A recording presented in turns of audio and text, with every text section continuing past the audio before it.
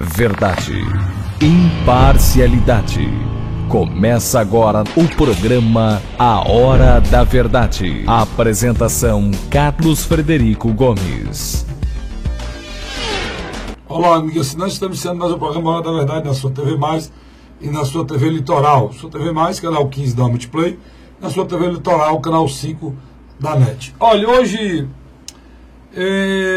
o Congresso Nacional, eu quero falar do Congresso Nacional, que está num movimento grande aí, uma pauta para tentar se recuperar da lama que ele se meteu. O Congresso Nacional hoje vive... Eu acho que se você for atrás de uma entidade mais desmoralizada que o Congresso no Brasil, não existe. Pode ir atrás, não existe. E mais desmoralizada e que gere mais desconfiança do que o Congresso Nacional não existe. E o Congresso Nacional, principalmente no intermédio, para ser mais exato, nem o Congresso, a Câmara Federal, por intermédio do seu presidente, resolveu criar uma pauta de resposta a problemas de segurança pública.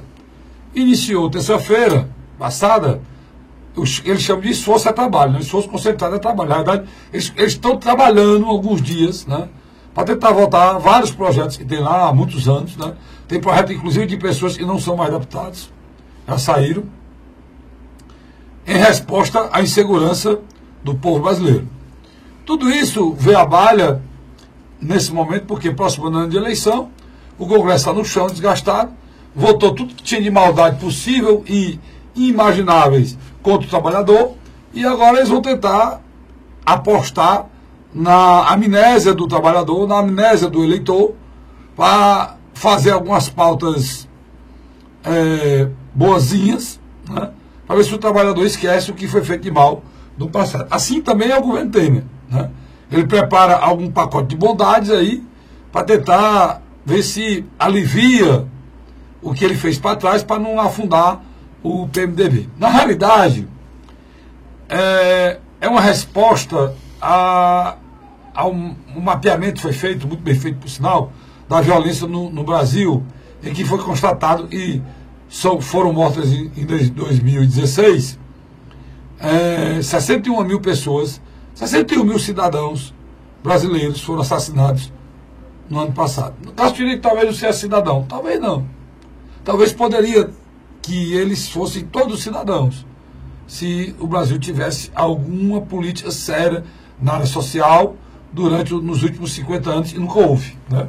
Principalmente nos últimos 20 anos, né, dos governos dos partidos que estão aí no poder hoje. Quem são? PSDB, PT e PMDB. Foi quem governou o Brasil nos últimos 20 anos. Esse pacote de supostas bondades na área da segurança pública, se você assistir a sessão, dá pena, como eu assisti há alguns dias, da gente ver aonde a gente está mentindo, com quem a gente está mentido e quem você e eu nós colocamos lá. É um bando de perdidos, sem espírito público, sem respeito à cidadania, nem a ninguém, nem a nada. São os caras que até no momento de votar alguma coisa boa para o país, eles focam no pensamento unitário de cada um para ver se cada um aparece mais.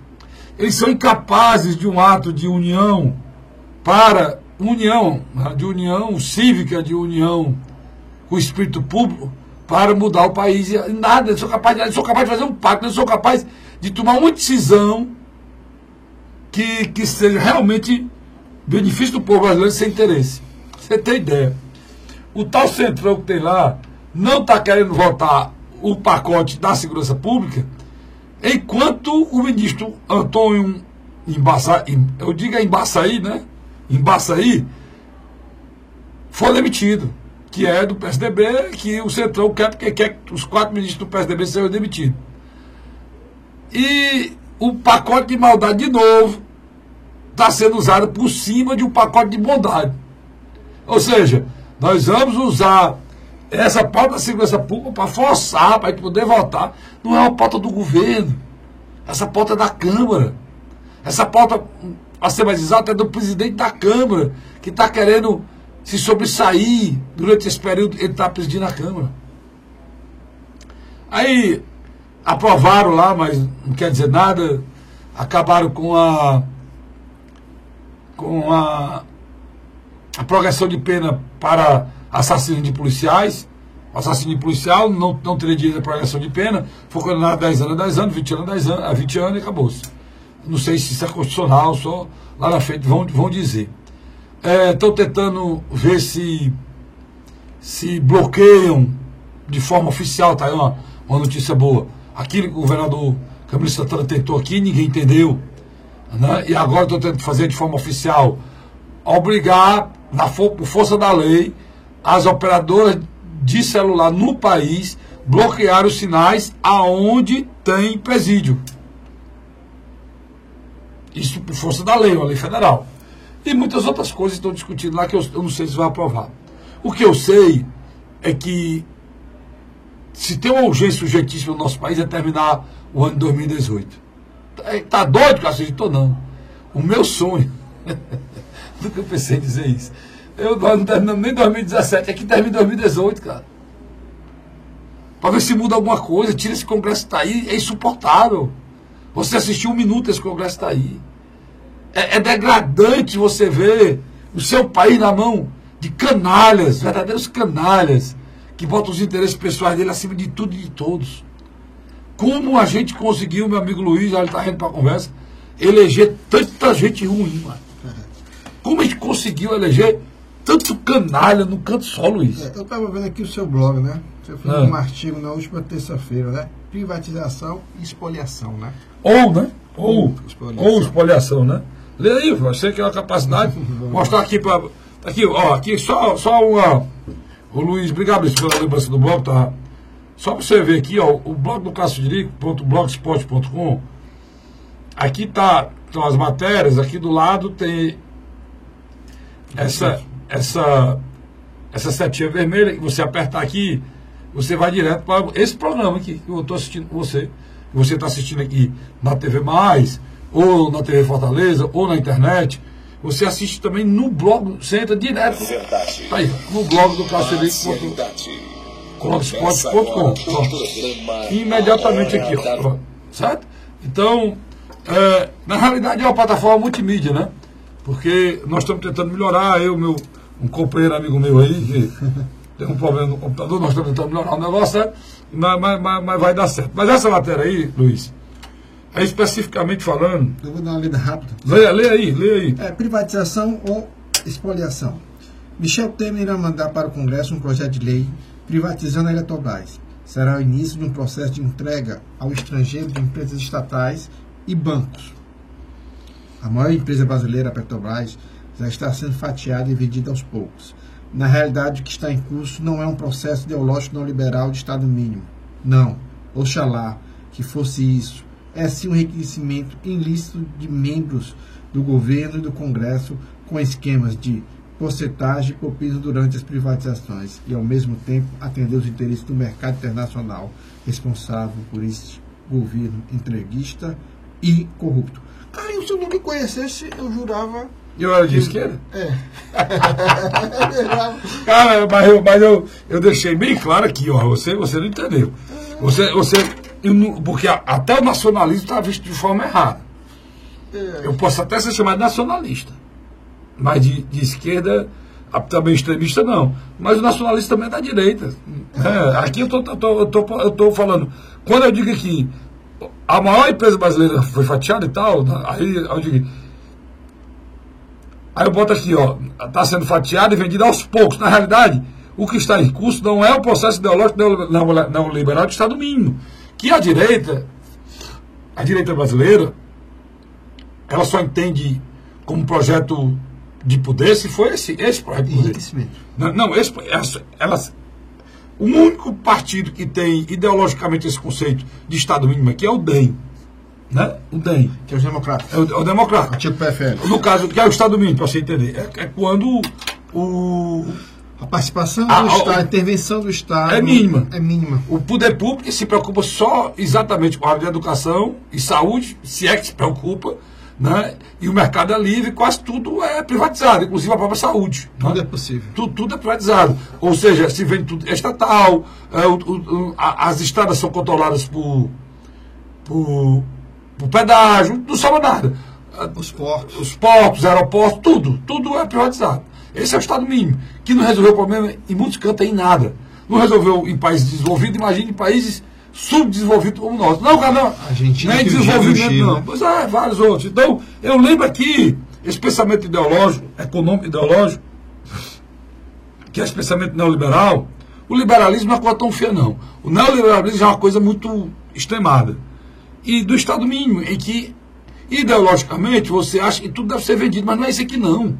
Não é isso, a discussão não é essa, Luiz. Não. A discussão aqui que eu estou alertando você, que você tem que mandar, você a partir de hoje tem que pegar o seu computador e mandar, independente se é de esquerda ou de direita, você tem que mandar e-mails, WhatsApp para esses deputados, exigindo responsabilidade deles para não vender, Luiz, o patrimônio brasileiro. O que é que está acontecendo? O que é que eu estou querendo dizer aí? Vocês se lembram do que aconteceu na época das privatizações, o que a esquerda chamou de privataria tucana? Exatamente, a entrega dos nossos bens. Mas ali, Luiz, tinha um presidente que foi eleito, cara, com um discurso pelo PSDB moderado, de Estado mínimo, de Estado mínimo. O que está em curso aqui é um governo que tem data e hora para sair agora, daqui a um ano. Está correndo quanto tempo, né? Pois é, não tem sentido esse governo vender o patrimônio brasileiro. Por exemplo, a história da reforma da Previdência. Nem o presidente da Câmara, Rodrigo Maia, e nem o presidente do Senado, Eunício de Oliveira, querem comprar essa briga. Porque, Luiz, não é necessário que transformações gravíssimas sejam feitas agora por um governo que não tem legitimidade e credibilidade, entendeu? E o relatório do Congresso sobre a Previdência foi o quê? Ela não é deficitária. Mas ninguém divulga isso aí, né? Tu viu alguma grande... Não. Tu viu alguma grande aí da mídia nacional, alguma grande empresa da mídia nacional falar esse relatório? Ninguém fala. Agora, só para fechar esse raciocínio aí, o que na realidade eles querem é montar um esquema de venda do patrimônio nacional, Luiz, e tirar dividendos. Quem se lembra do Serjão? Da área de comunicação. Não. Depois que o Serjão morreu, em 98. que foi vendido, e foi descoberto o que aconteceu naquelas privatizações. Por que esse governo tem tanto interesse em privatizar isso? Porque ele vai continuar governando? Não vai. Porque o presidente nem candidato à reeleição é. Então não tem sentido nenhum, a não ser o interesse propineiro de esquema montado nas privatizações. É o que eles querem, a pressa deles é essa. Por isso estão mandando para o Congresso. Por isso, se é o deputado, por qualquer motivo entrar nisso aí, saiba que ele vai ganhar também. Porque é tanta grana envolvido nisso que vai dar para comprar os votos, como se faz sempre. Não, para comprar os votos dos deputados para que eles votem a favor das privatizações. Sem dúvida. Porque eles estão atrás de dinheiro mesmo para ser reeleito. Isso é um fato, cara, que é preciso ser alertado. Por exemplo, a questão das privatizações. Eu não estou entrando no método de ser contra a favor, Luiz. O Luiz até ensinou o cara de esquerda aqui. Estou entrando nesse método, não. Eu acho que tem algumas coisas que não tem sentido a gente... Por exemplo, aeroportos, não tem sentido a gente tomar conta. Não tem. Tem sentido a gente tomar conta de quê? Da questão do controle da aviação. Aí, o Ministério da Aviação ou o Ministério da Defesa toma conta. Aí é outra coisa. Agora, exploração comercial dos aeroportos não tem sentido, cara. Tudo bem. Estrada, se você paga um pedágio acessível e você cobra das empresas estradas boas, a manutenção da estrada, não tem problema. Agora, privatizar a Eletrobras, meu irmão. Só lembrando aqui, a Chesf é uma das empresas mais importantes para o Nordeste, cara. Tira a Chesf do Nordeste e acaba o Nordeste brasileiro. Luiz, a Barra de Sobradinho, cara. Eu falei aqui semana passada. Nós vamos entregar a nossa água ao estrangeiro. Hoje, o estado do Ceará vê a população mais pobre penalizada porque a Coelce não é mais nossa. Tem mais de 1000 postos aí para ser energizado porque a Coelce, meu nome? Agora tem um novo nome. Enel não está nem aí. Ela quer ganhar dinheiro. Se a Coelce fosse do estado, esses postos importantes para matar a sede do povo cearense estariam energizados. Então, energia, água, desenvolvimento, para um país que está em desenvolvimento, não é um país desenvolvido. Para o Brasil, em algumas questões, ele é subdesenvolvido. Na área social, ele é subdesenvolvido. Por isso que eu não gosto de falar em desenvolvimento, não, nem desarrollo, não. Porque não é. Então, claramente, Luiz, só para terminar essa história, eu estou querendo dizer isso, que não tem porquê. Não tem porquê. Se o governo, se o povo brasileiro em 2018 eleger um presidente que faça privatização, aí a gente fica calado. Mas esse está aí, não pode fazer, não. Você está fazendo uma discussão muito interessante. O que está acontecendo? O governo Michel Temer chegou à seguinte conclusão: tudo que eu puder fazer para beneficiar o mercado, eu vou fazer. Que é o final da sua análise. Da minha análise. A fala da questão da propina e fala a questão de beneficiar o mercado. Ele já entregou muitas coisas, só está faltando isso aí, né, Luiz? Tanto que o ex-presidente Lula, aonde chega, preste atenção, ele disse que vai revogar as principais medidas de Michel Temer. Parece que o Ciro disse isso também, né? Vamos com calma. O Bolsonaro também faz o mesmo discurso. E Ciro Gomes, que na minha avaliação em relação aos outros dois, tem um conhecimento de economia real. Ciro tem um conhecimento de economia real. Lula e Jair Bolsonaro, na minha avaliação, tem visões superficiais. Que eu acho que é o calcanhar de Aquiles do Jair Bolsonaro. Eu acho que é um dos problemas que ele vai enfrentar. E será, Luiz, que essa discussão durante a campanha vai ser aprofundada? É necessário.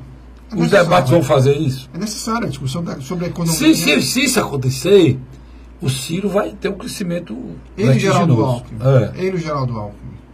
Geraldo Alckmin... Porque o Bolsonaro não tem conteúdo nessa área. Não, nesse aspecto... E nem tem experiência de governança. E talvez se ele tentar entrar nessa discussão, ele perca ponto. Eu acho que o foco do Bolsonaro é o discurso moralista e da segurança pública.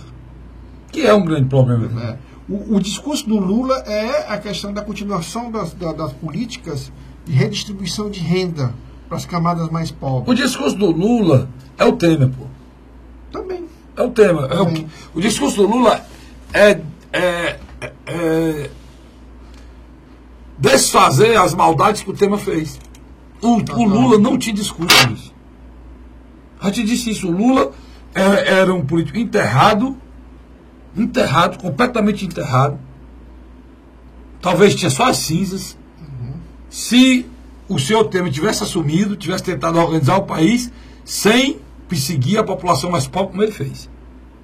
Se ele tivesse feito isso, sem essa perseguição nefasta que ele promoveu contra a população mais pobre, o Lula hoje era um pré-candidato a presidente com 22%, como ele tinha 23%, totalmente enterrado. Quem ressurgiu o Lula das cinzas, no meu entender, né, não sei se você concorda, foi Michel Temer com esse governo desastroso que ele está fazendo. E conseguiu desagradar 98% da população brasileira, numa margem de 2% dá para mais o pagamento dá 100. Luiz, é possível você conseguir desagradar uma população inteira, cara. Aí tem esquerda, tem direita, tem classe média, tem rico, tem pobre. Ele conseguiu desagradar todos, cara. E até mesmo quem financia ele agora, né? Pois é. Então, outra coisa, entrando nesse aspecto, Fernando Henrique Cardoso escreve um artigo na qual defende o desembarque do PSDB do governo Michel Temer. Um homem como Fernando Henrique Cardoso, além da experiência política que o tem, ele é um cara que faz leitura de pesquisas qualitativas e quantitativas.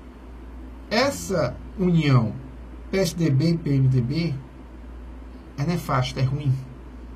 O PSDB, na minha avaliação, está tentando se afastar o mais rápido possível de duas figuras. Já muito tarde, não, Luiz? Uma é o seu atual presidente nacional, Neves, e o outro é Michel Temer. Agora, já muito tardio, né? Totalmente tardio. Porque tudo isso vai ser discutido na eleição. Esse oportunismo do PSDB, ficar isso. Olha, vamos fazer aqui uma retrospectiva histórica. É bom a gente começar a fazer isso aí, a eleição está em cima. Ó, Bolsonaro, vamos pegar dois grupos. Bolsonaro e PSDB. Tanto Bolsonaro como PSDB lutaram e brigaram para que houvesse o impeachment. Estou errado? Estou certo? Não, está tudo certo, isso mesmo. O PSDB, apesar de ter lutado, o PSDB mais, o Bolsonaro ele não armou... Não tinha esse peso. Não, além de não ter o peso, ele nem foi escutado, ele lutou, tinha discurso pessoal. Mas o PSDB não, maquinou, montou estratégia, trabalhou, a palavra certa é maquinou, a palavra certa é conspirou, essa é a palavra certa. O PSDB é uma costela de PMDB, né? Conspirou, e não com a coadjuvante, não, como ator principal, no caso seria as dois, o PSDB e o PMDB, para a queda da Dilma. A ideia é essa mesmo. Só que o PSDB agora está querendo se descolar do monstro que ele criou. Foi Michel Temer. Que a sua essência do governo, a essência econômica do governo Michel Temer... É PSDBista. É tucana. É tucana. É o pensamento neoliberal de Estado mínimo, eu falei no meu coisa, e é esse pensamento integrista do patrimônio público nacional. Quem é nacionalista pode ser direita e esquerda. Eu não sou nacionalista. Eu só acho e sou nacionalista em algumas coisas também. O mundo está todo se fechando, Luiz. Mas o problema... O mundo está todo se fechando, cara. Mas como é que nós vamos pegar nossas reservas? Olha, qual é o maior patrimônio que um país pode ter hoje diante da situação que está a humanidade? É ecológico, Luiz. A água. Pronto. É ecológico, eu estou falando de água. Nós estamos falando de reserva. Olha, aquela declaração daquele general do Exército, comandante do Exército Brasileiro. O nome dele, Luiz? O Jugman. Raul Jugman. Não. Aí o ministro da Defesa, o comandante do Exército Brasileiro, foi entrevistado no programa até do Pedro Bial, que a gente falou aqui. E agora não estou... Aquela declaração dele, dizendo que um coronel liga para ele e diz: comandante, o rei da Noruega está aqui na Amazônia. Foi César, o rei está aqui na Amazônia. Aqui no meu irmão, o mundo todo quer tomar a Amazônia. O mundo todo quer tomar a Amazônia. Então, nós estamos falando aqui, não é nacionalismo, não. É amar e respeitar o seu país. Porque queira eu tomar o Grand Canyon lá nos Estados Unidos. Ou o Alasca, que é mais importante. Ou queira eu tomar a Floresta Negra lá na Alemanha.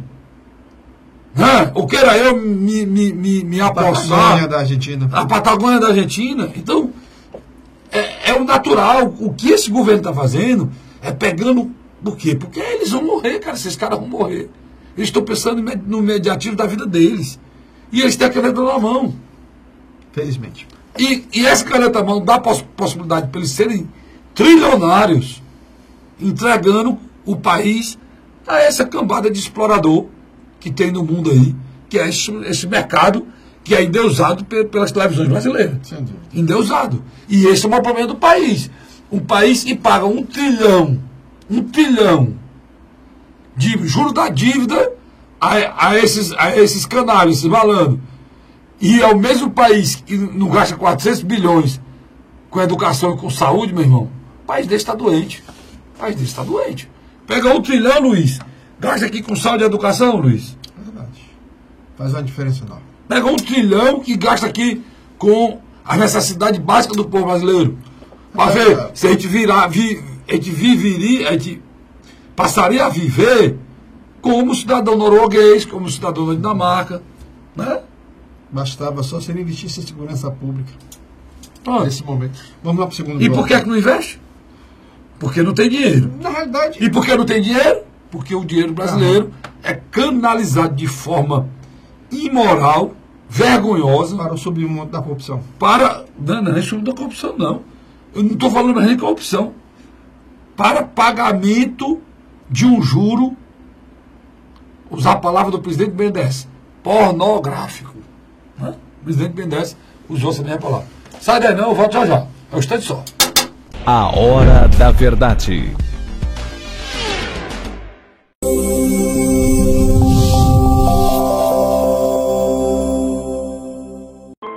A Assembleia Legislativa começou a campanha Ceará Sem Drogas.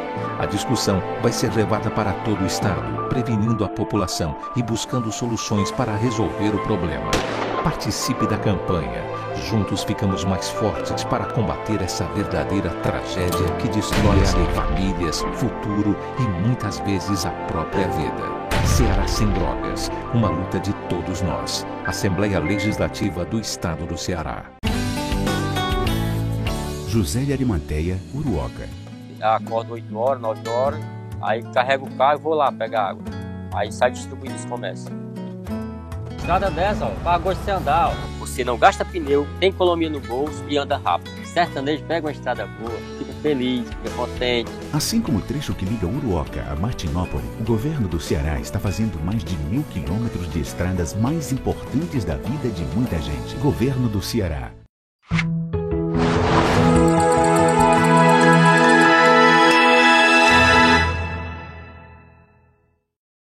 A Hora da Verdade. Estamos de volta agora com o segundo bloco do nosso programa A Hora da Verdade. Na sua TV Mais, canal 15 da Multiplay, e também na sua TV Litoral, canal 5 da NET. Certo? Acho que a gente está hoje aí sendo visto por quase a totalidade dos assinantes, né, de televisão fechada do estado de Ceará. Né? E tem nessas duas televisões a grande maioria. Né? E você tem uma outra vantagem. Você também tem, através dos canais públicos da Assembleia e da Câmara, um programa também, né? Chamado Pela Ordem. Por sinal, pela ordem dessa semana eu vou entrevistar o deputado Santana, doutor Santana, ex-prefeito de Juazeiro. Vai estar comigo lá essa semana, domingo, né? O programa vai lá domingo pela manhã na TV Assembleia e à noite na TV Fortaleza. Obrigado, Luiz, pela lembrança aí. Ô Carlos, nós estávamos falando que o Partido da Social Democracia Brasileira está tentando se reformular tardiamente. O senador Tasso Gereissati, que é o presidente interino a nível do Diretório Nacional, se lançou como candidato a tomar frente dessa agremiação. Na minha avaliação, todos os movimentos do PSDB nacional são atrasados. Eu acho que a partir do momento que ele deixou de fazer o dever de casa, que foi expulsar e ajudar a Justiça a investigar o senador Aécio Neves, ele entrou pela porta dos fundos. Vou dar um exemplo bem objetivo para você. Datafolha e Ibope. Também tem a pesquisa do Instituto Paraná e, por último, agora, do 360 por DEI.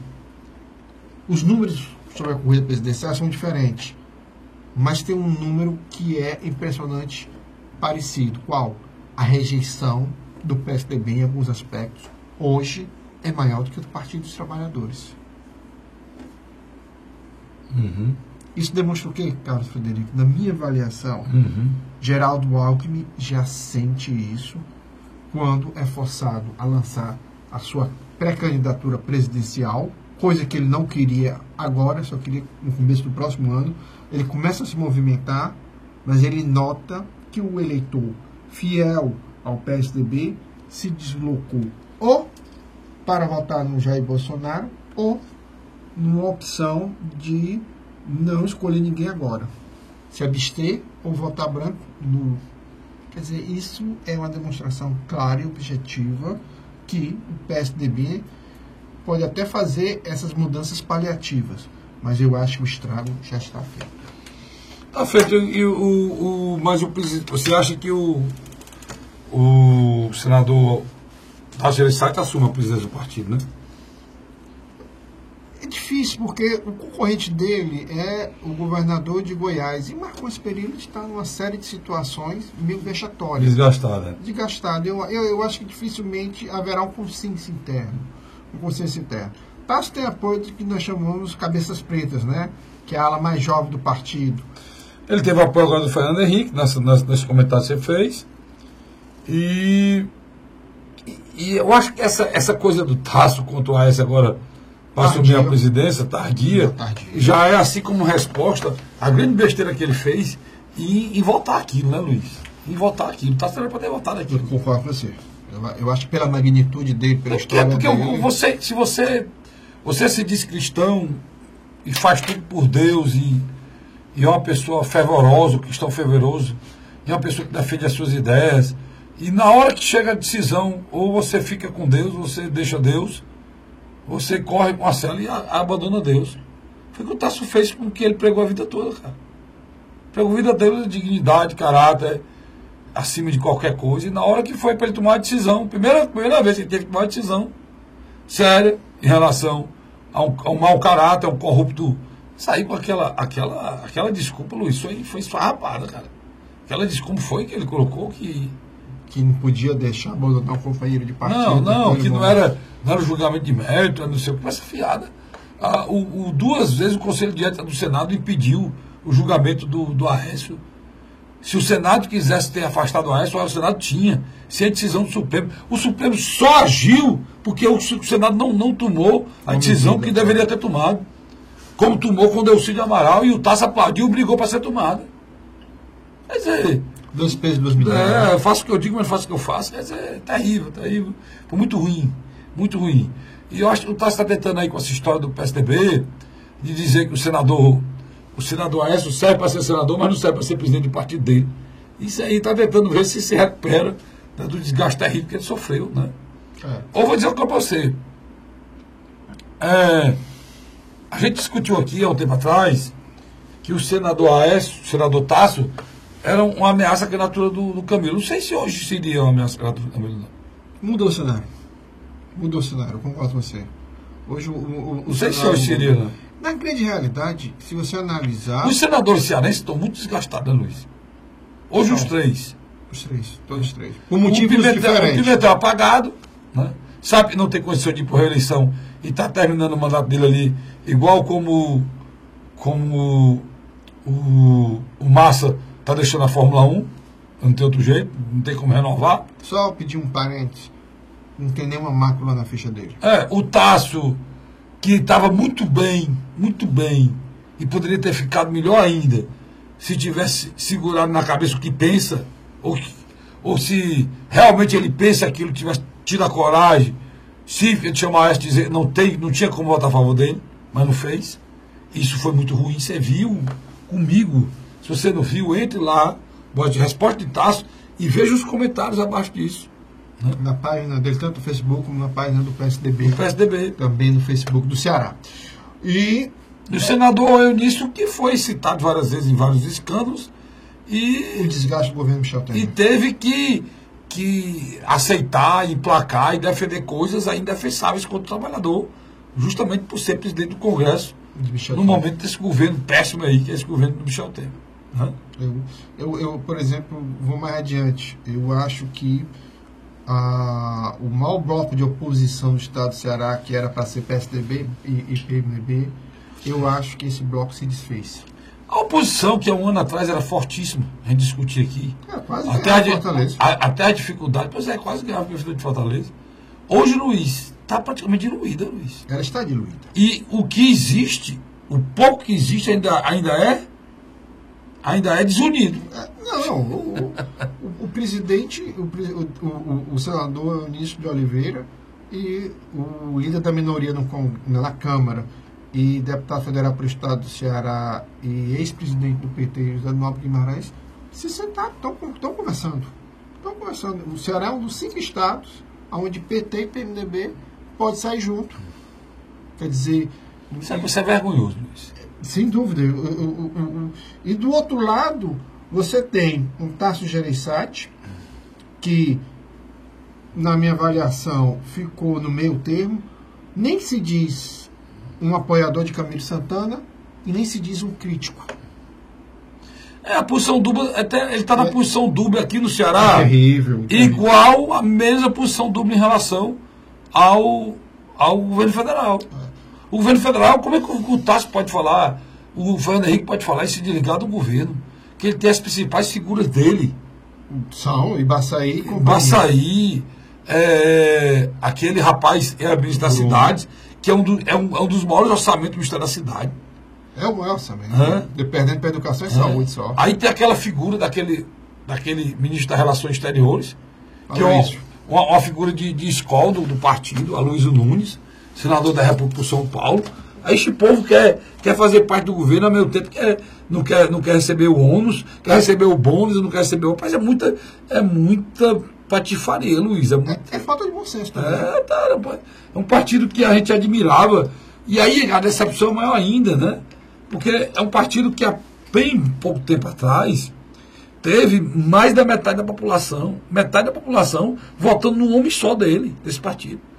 Você vê a força que tinha o PSDB. O senador Aécio teve 50 milhões de votos, né, Luiz? 49, quase 49% dos votos. É muito voto.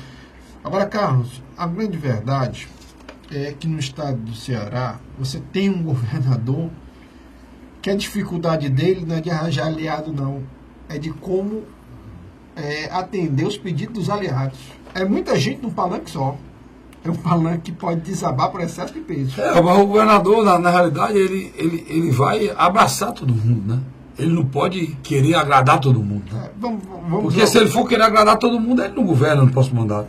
Vamos ao nome que, na minha avaliação, é um aliado importantíssimo do governador Camilo Santana, presidente da Assembleia, Zezé Albuquerque. Na realidade, o presidente da Assembleia, Luiz, ele já faz parte da cota. Quando ele é presidente da Assembleia, você vê quem? Ciro Gomes, né? Uhum. Você vê Zezé Albuquerque, você vê Ciro Gomes. Existe essa ligação. Diga de passagem, aquele que eu escrevi. E a mesma visão que o Camilo tem, porque o governador Camilo hoje, você faz uma avaliação no ICRUA, quando o Camilo foi candidato, Camilo era o candidato do Cid. Hoje, o Camilo precisa do Cid. Precisa. Mas o Cid precisa do Camilo. É verdade. Um indo e outra voltando. Entendeu? A avaliação que eu faço hoje, que eles são lideranças iguais.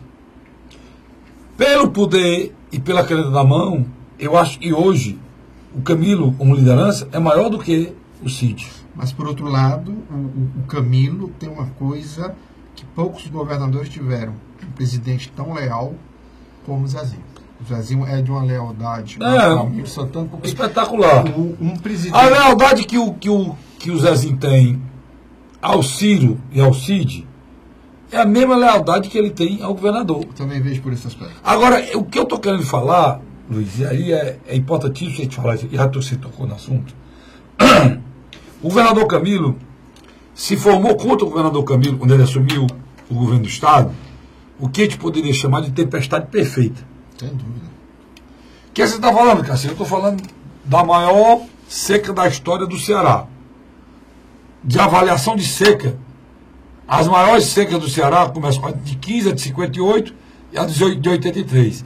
Essa agora, 2016, é a maior seca da história do Ceará. Da história do Ceará. E ela aconteceu quando? No governo Camilo. Se instalou no país a maior crise institucional, no meu entender, do país. Do país. E que não tem crise institucional maior do que você retirar uma presidente e, ao mesmo tempo, tentar retirar o outro presidente que assumiu. Pois isso aconteceu agora. Né? Foi a maior crise institucional que esse país já viu. A maior quantidade de pessoas presas. A maior quantidade de políticos condenados. O maior número de sentenças proferidas contra políticos e ex-políticos da história do Brasil. Os homens mais ricos do país presos. Empreiteiro e tudo. Tudo isso acontecendo junto com a maior crise econômica que esse país já viu. Por quê, Luiz? Nós tivemos 2 anos seguidos de depressão, cara. Pensamento negativo. Isso aconteceu uma vez na história. Conversa com o nosso um orgulho cearense, que é o seu cunhado, o Almeida. Monsenhor de Almeida, que ele vai lhe confirmar se eu estou falando aqui, você que tem acesso a ele, que é secretário executivo do Ministério da Fazenda, né? Ele vai lhe confirmar o que eu estou dizendo aqui. Verdade. Na história do Brasil, a crise econômica que a gente ultrapassou, está tentando sair agora, não tem precedentes. O Estado do Ceará é um dos poucos. Tudo isso aconteceu com um governador governando o Estado pobre. E esse governador, cara, vai terminar o mandato com um dos poucos com uma capacidade vai terminar de fazer empréstimo olha, internacional. ele vai terminar o mandato, só rapidamente aqui para você ter ideia, economicamente falando, eu esqueci a parte social. Ele vai terminar o mandato nesse mês de dezembro, botando 2 bilhões e 400 milhões no mercado, pagando dezembro, 13º, tô chumatada só, e janeiro no início do mês. Entendeu, Luiz? Ele paga no início do mês agora, de dezembro, novembro, paga o 13º e paga janeiro, no início de janeiro. No final do ano, dezembro para o final do ano, ele bota 2 bilhões e 700 milhões na economia do Ceará. Algo em torno de 3 bilhões. 3 bilhões. Um estado pobre como o Ceará. Esse mesmo governador, ele consegue ser o maior estado em investimento proporcional do Brasil. É o estado que mais investe proporcionalmente no Brasil. E é o 4º nominalmente do país, meu irmão. O estado do Ceará hoje ele investe mais, é o 4º estado que investe mais. O estado, Luiz já disse isso aqui, cara. Se tu for para o Rio Grande do Sul, subir a Serra Gaúcha, tu vê só riqueza e maravilha. Tu anda em Gramado, é como se tu estivesse num shopping aqui em Fortaleza. Você vai, onde você vai, você vê produção, você vê uma granja produzindo frango, você vê uma granja produzindo suíno, você vê um agronegócio, porque você vê produção de vinho, você vê a produção de garrafa, a produção de rolha para esse vinho, ou você vê suco de uva sendo produzido, ou você vê um frigorífico e recebe esse suíno para fazer embutidos de qualidade, ou você, aqui no Ceará, cara, você sai por cidade, você só vê o quê? Uma cidade encravada, sem atividade econômica nenhuma, vivendo exclusivamente do dinheiro de aposentadoria e dinheiro de prefeitura. Porque nós não temos como produzir no semiárido. Não temos, não. E o governador governa esse estado, cara. Até temos, né? Mas não tinha políticas voltadas para isso. E esse estado, com a organização, com os poucos recursos do imposto do povo cearense, ele consegue dar essa lição de governança para o Brasil, cara. O Camilo na minha avaliação, um governador ímpar nesse aspecto. Se você tivesse que testar um governador, vamos testar se esse cara é um bom administrador, é um bom gestor. A hora, o momento era agora. E ele foi testado. É tanto que virou uma espécie de unanimidade no Ceará. Além de que, ele tem uma coisa muito interessante. A mosca azul não consegue atingi-lo. Ele não sabe que a mosca azul é a vaidade do poder. E é um cara extremamente humilde. Acho que juntou tudo isso e formou a liderança Camilo Santana, que é hoje o estado do Ceará. Que eu acho que é benéfica. E é incontestável, ao ponto dos adversários se entender isso e tentar se aliar, né, Luiz? O PSDB do estado do Ceará, nessa última sexta-feira, teve a posse do seu novo presidente. Alguém que você também gosta muito, o ex-deputado estadual Francine Guedes. Vai ser o novo presidente do PSDB. E ele tem uma coisa que eu acho fantástica. Ele é um dos poucos políticos que tem acesso a Tássio, tem acesso a Lúcio Alcântara. E ao Cid. Tem o próprio Cid, você lembrou bem, o Camilo. Mas, especificamente, o Francini, ele é agregador, né? É agregador. Mas tem para mim que ele tem uma vantagem interessante. Ele, talvez, um político com capacidade de reunir na mesma mesa figuras como Genesias Noronha, o ex-presidente do TCM e ex-vice-governador Domingos Filho, o próprio Lúcio Alcântara, como falei para você, e Roberto Pessoa, e tentar reorganizar a oposição no estado do Ceará. Pelo menos para dar um pontapé inicial. Porque eu vejo hoje cada vez mais difícil essa oposição ficar dependendo de uma reunião ou uma unificação de pensamento de Eunício e Tássio. Mesmo porque eles não vão descer para cá. Eles hoje estão pautados com a questão nacional. Eu concordo com você. E eles não têm como descer para cá. Concordo com você. Isso é uma verdade. E o Ceará ficou menor por Tássio e por Eunício. Só que só tem uma diferença. O Tássio, ele pode ficar lá sem nenhum problema. Ele não quer nada. O Eunício não. Agora o Eunício vai ter que voltar para cá. É tanto que lá, a agenda lá do senador Eunício é de prefeito, né? Tu sabe, né? A agenda lá em Brasília é só prefeito, um prefeito atrás do outro, prefeito atrás do E outro. aquilo que eu tinha conversado com você, você tinha me alertado. Já estão indo a eventos juntos, né? Tanto Camilo como Eunício.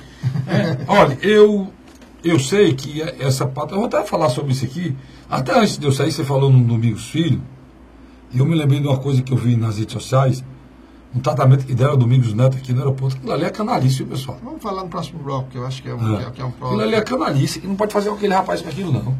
Vai iniciando, vamos deixar falar isso no próximo bloco, aquilo ali é canalice, ele não concorda com aquilo. Eu vou para o rápido intervalo e volto já já, não sai daí não. A Hora da Verdade.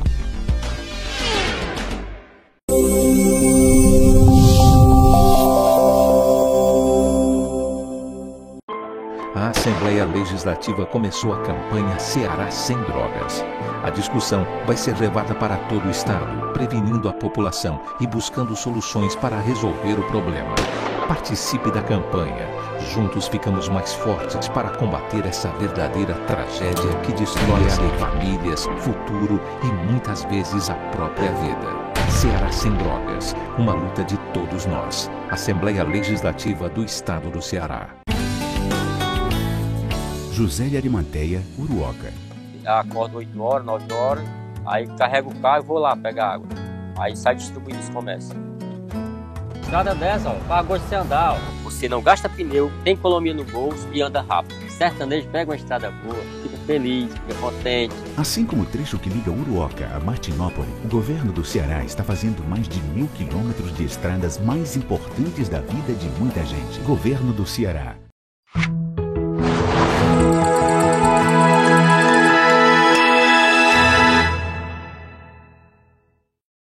A Hora da Verdade.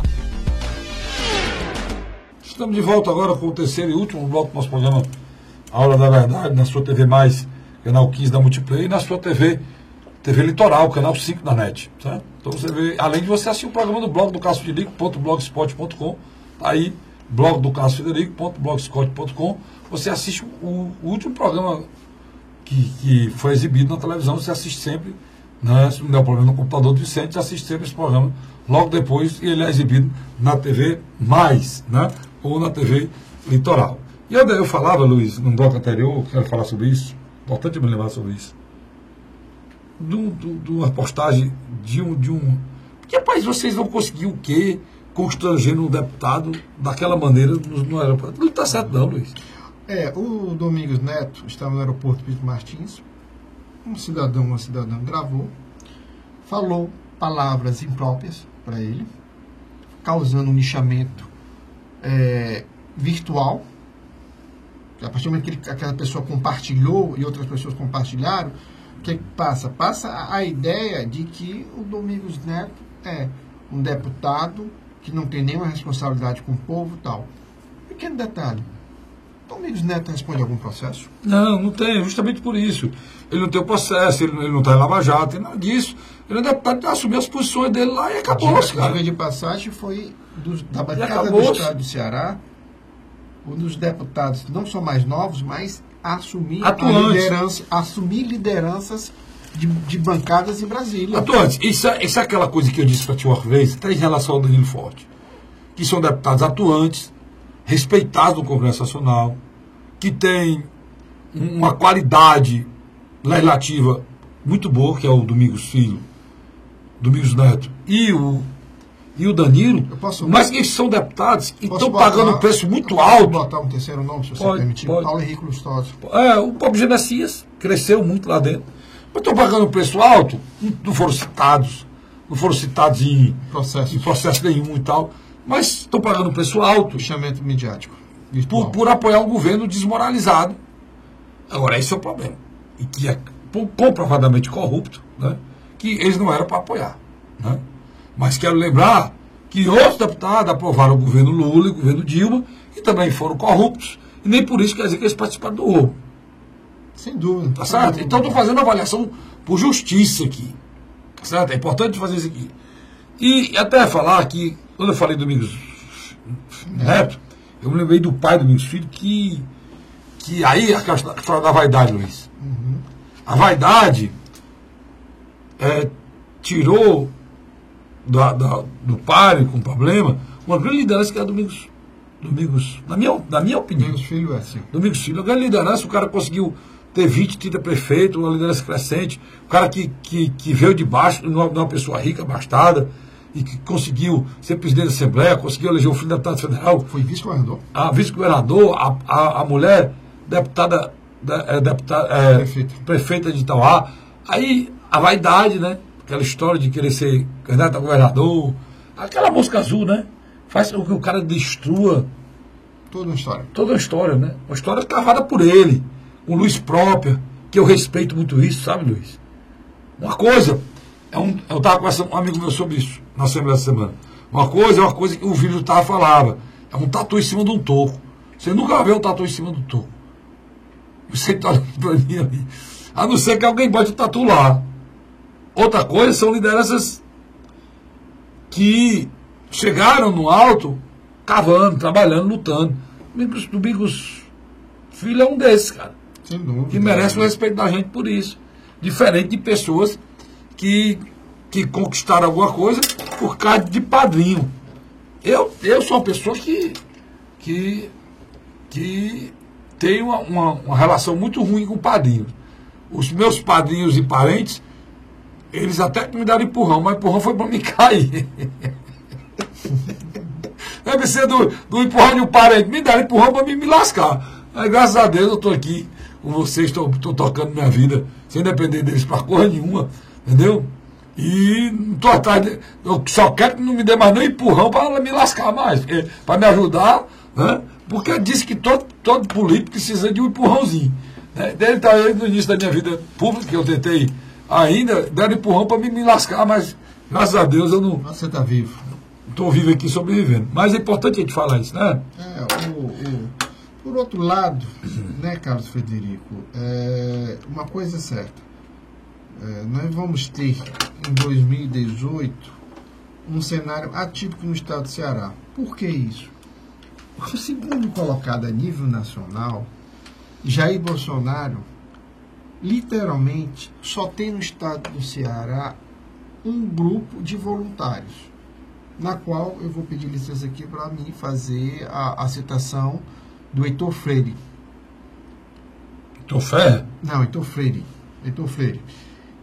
Que são jovens, adultos, mulheres, pessoas que estão criando um grupo, chamado Grupo Direita do Ceará, que já existe na grande realidade, e que tem feito um trabalho de formiguinha de levar o nome do Bolsonaro a cada canto do estado. É interessante esse fenômeno. Por quê? Porque um candidato a nível nacional, sem uma estrutura partidária por trás dele, apenas com uma militância quase toda voluntária, é um fato que fazia tempo que a gente não assistia. Porque o próprio Lula, querendo não, tinha uma estrutura de um sindicato e de um partido por trás. Mas vai ter muito isso, né, Luiz? Rapaz, tem uma molecagem, tem uma candidatura do Luciano Huck, sem estrutura partidária, sem nada. Começou, pessoal, aquela história. Porque existe, é preciso a gente dizer isso, Luiz. Nós dois precisamos dizer isso. Precisa você entender, você que é eleitor, que o Bolsonaro é uma candidatura que surgiu de um cara que é político, cara. O Ciro Gomes é um cara que é político corajoso, um dos homens mais corajosos que eu conheço da história política do Brasil, que sem coisa nenhuma, sem nada. Rapaz, se tem uma coisa que eu tiro meu chapéu pro Ciro Gomes, foi um dos caras que me deu empurrão pra me lascar, nunca me ajudou em nada. Mas não pode deixar de dizer isso aqui. É um dos parentes que me deram empurrão pra me lascar. Pois é, esse daí é doido pra me lascar. Mas eu não posso deixar de dizer isso aqui. É um cara que tem uma coragem. Você, daquele dia que comentou. Pô, o Alckmin tem 5%. O Ciro tem 5%. Só com uma língua, com a coragem de entrar nesses aviões rei por aí, sair viajando, fazendo palestra. Então eu admiro isso. Mas só que tem um detalhe. E tem luz própria. Eu só não admiro ele não respeitar. Agora... Eu só não admiro ele não respeitar a luz própria dos outros. Né? Porque esses caras, como ele, assim, são muito arrogantes, eles acham que todo mundo tem que ser capaz deles. E na realidade não é assim não, cara. Eu não sou obrigado a ser capaz de ninguém, nem você. Nunca na minha vida. Né? Nem que eu me lasque aí, fico comendo só arroz com feijão, não serei capaz de ninguém. Nem serei garganta de aluguel de ninguém. Nesse programa aqui, não. Agora, bicho, um cara que consegue fazer o que ele faz, a nível de Brasil, né? Sozinho, Então, eu admiro. E tem um detalhe aí, quando você retira a candidatura do Lula... Ele cresce. O próprio Bolsonaro, a mesma coisa. O próprio Bolsonaro é a mesma coisa, Luiz. Deixa eu só te interromper de novo. O PCdoB literalmente abandonou o Lula, né? Pronto, o PCdoB lançou aquela deputada... Para a Manuela, que tem nos próprios também. Quando teve no Congresso, fez um grande trabalho. Agora, meu irmão, você puxar fantoche, né, de empresa de televisão como o Luciano Huck. Luciano Huck, cara, é aquele cara, só esquece aquele cara que começou explorando mulher, macho, mas que tinha a feiticeira, tiazinha, pois é, cara. Aí você pega um cara daquele... Por que você olhou pra mim? Não, não é isso não. Não é isso não. Você pega um cara daquele para administrar o Brasil, nesse momento complexo, terrível que nós estamos vivendo. Aí, só terminar, Luiz. Isso é importante o que eu estou querendo dizer aqui. Aí o que acontece? Você tem o Luciano Huck, aí você tem a figura, o Luciano Huck foi atrás do Joaquim Barbosa. Porque o Joaquim Barbosa é o cara que foi do Supremo, papapá, e fez aquele sucesso grande naquele tempo. Quer dizer, nós vivemos um momento muito complicado da vida pública para a gente aceitar esse tipo de coisa. Tem gente que vai querer, como o Luiz fala muito bem nisso, eu acho que o Bolsonaro não é o cara certo para governar o Brasil. Eu tenho que respeitar quem acha que é. Começa o William Vac, né, a chamar figuras. Mas estão surgindo, como é que é, Luiz? Salvadores da Pátria. Sabe por quê? O Collor foi um erro desse. Mas o Collor foi um salvador da pátria criado por quem? Pela Globo. Que hoje fala contra o salvador da pátria. Então, pelo menos o Collor, o Ciro Gomes, que eu falei aqui, a Manuela Dávila, o próprio Alckmin, não são figuras criadas da noite pro dia.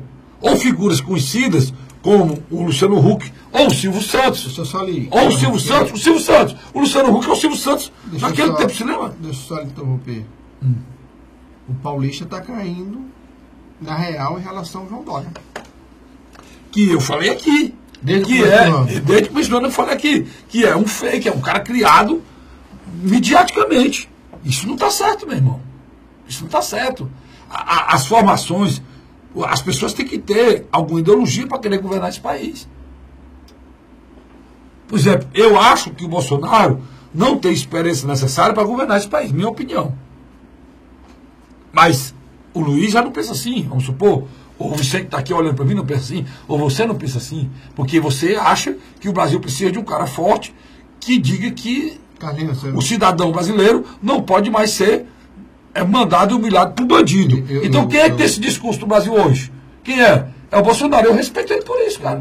Eu tenho uma visão bem objetiva. Na minha avaliação, o Bolsonaro se elegeria governador do Rio de Janeiro. Há uma grande chance de ele eleger o filho senador, que seria para mim um laboratório para o Bolsonaro administrativamente. Se o Bolsonaro conseguisse dar resposta ao Rio de Janeiro, eu entendo para mim que uma candidatura em 2022 ele seria um candidato quase que imbatível. Se não desse resposta ao Rio de Janeiro. Eu acho que no momento de uma crise como essa, a gente pegar uma figura como o Bolsonaro e botar à frente dos nossos destinos é muito temeroso. Os americanos estão pagando um preço muito caro. Pois é. Que é o Donald Trump? O Donald Trump é um cara que fazia um programa, um reality, né? Na televisão. Né? O Trump é mais parecido com o Huck do que com o Bolsonaro. Mas o Trump tem uma coisa melhor do que o Huck. Ele pelo menos administrava alguma coisa. Sem dúvida. O Huck administra as contas dele. Né? Mas quem é que tem? Que eu posso te falar hoje dos nomes que estão colocados administrativamente condição de entender esse país e de fazer. É complicado. Desses pré-candidatos só tem 2. 3, né? Não, 2. 3. Você tem 2. Tem 3. Você esqueceu o Álvaro Dias. Não, mas 2. 2. Na minha avaliação, Ciro Gomes e Geraldo Alckmin. E o Álvaro Dias foi governador também do Paraná. Eu concordo com você. Tem 3. Mas a questão do Álvaro Dias, e aí talvez você vai concordar comigo agora. Ele está no Podemos. Você nota que a partir do momento em que o eleitor tucano, tradicionalmente votava nos tucanos, vai para o Bolsonaro, ele também, de alguma maneira, não vota ou não escolheu o Álvaro Dias como uma opção. Mas eu estou falando administrativamente capaz. Sem dúvida. Então, eu acho, eu vou chegar lá, eu acho que quando o governador de São Paulo, Geraldo Alckmin, se organizar, ele vai tirar um percentual dos votos do Bolsonaro. É natural. Esse eleitor de centro, ele volta mais para a racionalidade e deixa a emoção um pouco mais de lado. Eu acho que o Álvaro Dias é o vice-presidente ideal nesse momento. Por quê? É um cara íntegro, uma história bonita. Eu acho que ele é um bom vice-presidente do Alckmin, que é muito parecido. Poderia ser. Não. Ele somaria. Ele somaria. E é o Sul ali, né? O Paraná e tal, é o Sul, representaria o Sul. O eleitor, deixa eu falar uma coisa aqui. O eleitor do Lula mais racional, não estou falando aquele mais ideológico que defende o Lula ao extremo, não. Aquele mais racional que sente saudade do período Lula, eu acho que num determinado momento, assim como aconteceu com o Geraldo Alckmin e Bolsonaro, ele vai começar a ver que é melhor uma segunda opção mais viável, com condições de ganhar a eleição. Aí vai para o Ciro Gomes. O eleitor, ele é racional. O eleitor, a turma acha, não, o eleitor vota... Antes de eu terminar, Luiz, vamos só encerrar esse assunto. Eu uma vez levantei aqui a história dos parentes, lembra, Luiz? Lembro sim. E o jornal, o povo está me plagiando aí, não fazendo trabalho. Você lembrou de mim, não, tu? Rapaz, eu não gosto muito de dar razão para você. Então, sou muito de... Pois é.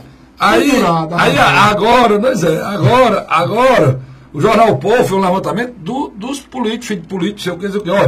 Olha aqui os aspirantes a deputado federal. Olha, Luiz, tu que gosta de falar dessas coisas. Vamos lá. Rodrigo Oliveira, filho do presidente do Senado, Eunício Oliveira. E de vez em quando falava do Ferreira Gomes, né? Tem o sobrinho, que é deputado estadual, meu amigo Daniel Oliveira, gente muito bom por sinal. E o outro sobrinho que é prefeito. O outro sobrinho prefeito, que é a mãe do Daniel, que já foi prefeita lá de coisa. E agora vai lançar o filho, é deputado federal, disse com a cadeira já garantida. O engenheiro civil vai disputar a Câmara, filho do Rodrigo Oliveira. O Antônio José, que é o secretário da C6, é filho do meu amigo, presidente da Assembleia, deputado Zé Buquerque. Que foi ex-prefeito de Passapé. Ex-prefeito, deputado estadual. O Morânio Torgan é filho do vice-prefeito Big Torgan, candidato a deputado federal.